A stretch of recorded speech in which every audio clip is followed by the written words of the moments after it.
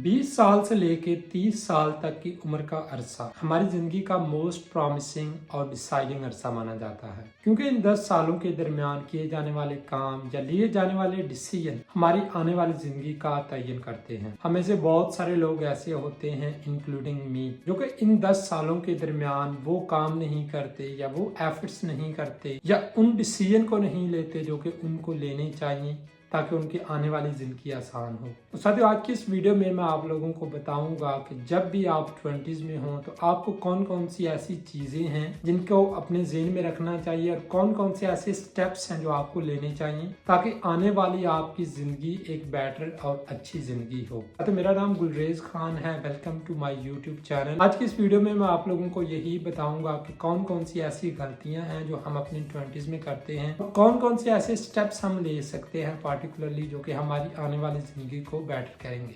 अगर आप अपने 20s में हैं तो सबसे पहला काम जो आप लोगों को करना चाहिए वो है पर्सनल डेवलपमेंट। आपको अपनी पर्सनल डेवलपमेंट पे बहुत ज़्यादा जोर देना चाहिए। जैसा कि मैंने वीडियो के स्टार्ट में बताया कि ये 10 साल आपकी ज़िंदगी के मोस्ट प्रॉमिसिंग साल होते हैं। आपने जिन जिन स्किल्स को अडेप्ट कर लिया इस उम्र में, वो आपकी सारी ज़िंदगी वो स्किल्स आपके साथ जाएंगी। पर्सनल डेवलपमेंट साथियों हज़ारों तरीक़ों से हो सकती है। अगर आप अपनी कम्युनिकेशन स्किल को बेटर करना चाहते हैं तो ये भी एक पर्सनल डेवलपमेंट है। अगर आप अपनी ड्रेसिंग सेंस को इम्प्रूव करना चाहते हैं तो ये भी आपकी पर्सनल डेवलपमेंट के ज़मरे में आता है। अगर आप अपना कॉन्फिडेंस बूस्ट करना चाहते हैं और उसके लिए आप डिफरेंट टिप्स सीख रहे हैं, आप ये सीख रहे हैं कि लोगों के साथ डील किस तरह किया जाता है, तो ये सारी चीज़ें आपकी पर्सनल डेवलपमेंट में आती हैं। अगर आप अपने 20s में हैं, अब आपको पता चल गया है कि सबसे पहली चीज़ जो आप लोगों ने करनी है वो है पर्सनल डेवलपमेंट।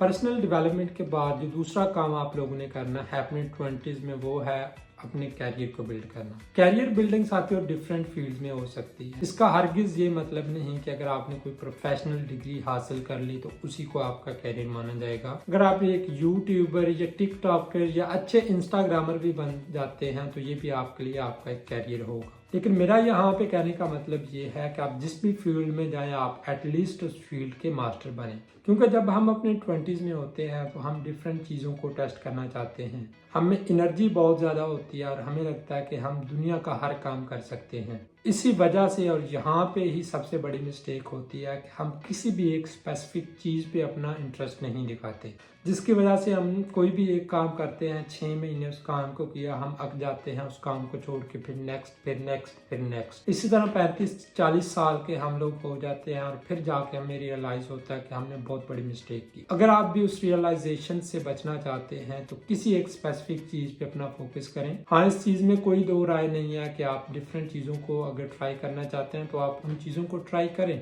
लेकिन एटलीस्ट आपका एक मेन गोल होना चाहिए जिससे आपको पीछे नहीं हटना। करियर बिल्डिंग के बाद तीसरी टिप्स जो आप लोगों के लिए है वो है फाइनेंशियल लिटरेसी। जब भी हम अपने 20s में होते हैं तो हम लोग सेविंग नहीं करते अपनी। हमारे पास जितना पैसा होता है या तो हम दारू पे उड़ा देते हैं या अपने दोस्तों के साथ पार्टी वगैरह कर ली।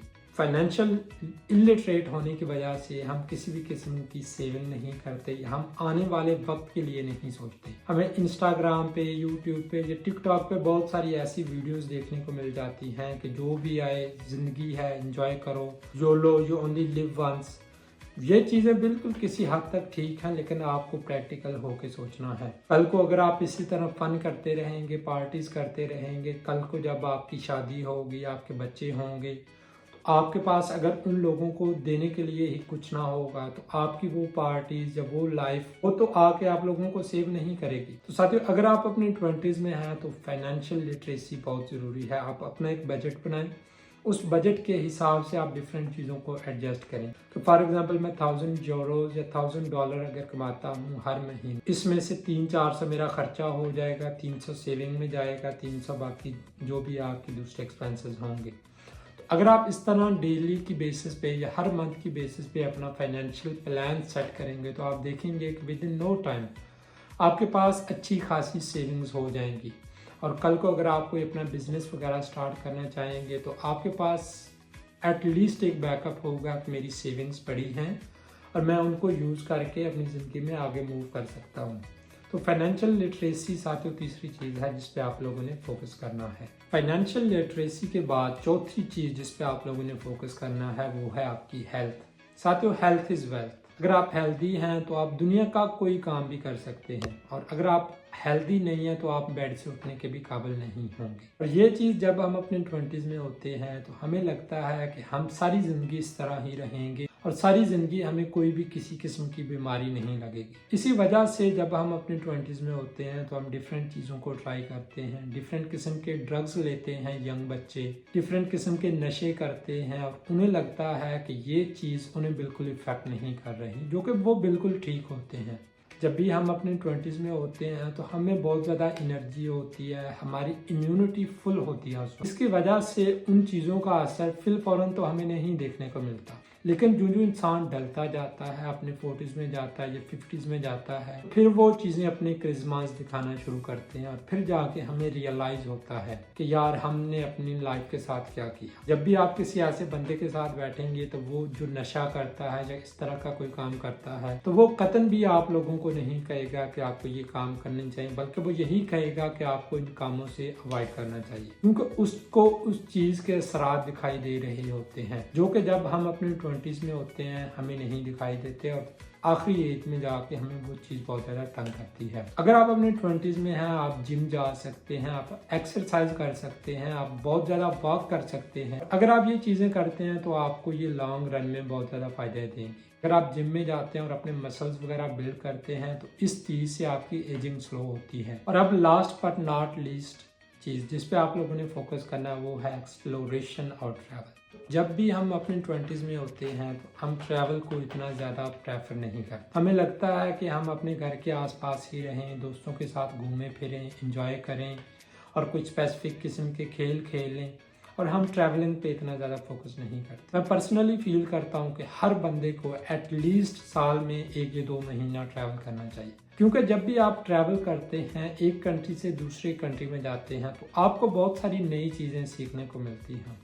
यहाँ पे मैं आप लोगों को एक छोटा सा इंसिडेंट बताऊंगा। मैं पिछले महीने फिनलैंड से स्वीडन गया। जब स्वीडन पहुंचा तो मेरे को एक बहुत ही बड़ा लाइफ लेसन सीखने को मिला। देखता हूँ कि मैं जिस होटल में रुकने वाला हूँ, मैं जब एयरपोर्ट पे पहुंचता हूँ स्वीडन, उस होटल की तरफ से मेरे लिए एक वैन भेजी जाती है जो कि एयरपोर्ट से मेरे को रिसीव करके उस होटल तक ले जाती है, और अगले दिन जब मैंने वापस जाना होता है एयरपोर्ट पे, वही होटल की वैन मेरे को मेरे होटल से लेके एयरपोर्ट तक छोड़ने को आती है, और ये चीज़ें फ्री ऑफ चार्ज होती हैं। जब भी अपने किसी दोस्तों से बातचीत करता हूँ तो मैं उनको बोलता हूँ कि यार अगर तुम लोग स्वीडन गए तो फलां फलां होटल है, आपने उस होटल में ज़रूर जाना। तो मेरे को उस जगह से ये चीज़ सीखने को मिली कि अगर आप ज़िंदगी में आगे बढ़ना चाहते हैं या आप अपने बिजनेस को ग्रो करना चाहते हैं तो आपको अपने कस्टमर्स को हर हालत में फैसिलिटेट करना चाहिए। आपको अपने नफ़े की बजाय अपने कस्टमर सेटिस्फैक्शन पे जोर देना चाहिए। इसी तरह जब आप डिफरेंट जगहों पे जाते हैं तो आपको डिफरेंट एक्सपीरियंसेस करने को मिलते हैं, डिफरेंट चीज़ें सीखने को मिलती हैं, जिसकी वजह से इंसान ज़िंदगी में आहिस्ता आहिस्ता आगे ग्रो करता जाता है और नई नई चीज़ें सीखता जाता है।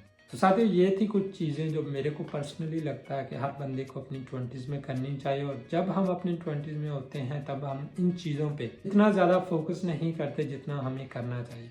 तो उम्मीद करता हूँ आज की वीडियो आप लोगों के लिए बेनिफिशियल होगी, और अगर ये तमाम टिप्स जो मैंने आप लोगों को दी हैं अभी टिप्स पे फोकस करेंगे तो आई एम प्रीटी श्योर कि आपकी आने वाली ज़िंदगी आपके लिए बहुत आसान होगी और आप रिग्रेट नहीं करेंगे जब आप अपने 40s या 50s में होंगे। तो साथियों, ख्याल रखिएगा अपना, मिलते हैं नेक्स्ट वीडियो में, तब तक के लिए लव एंड पीस।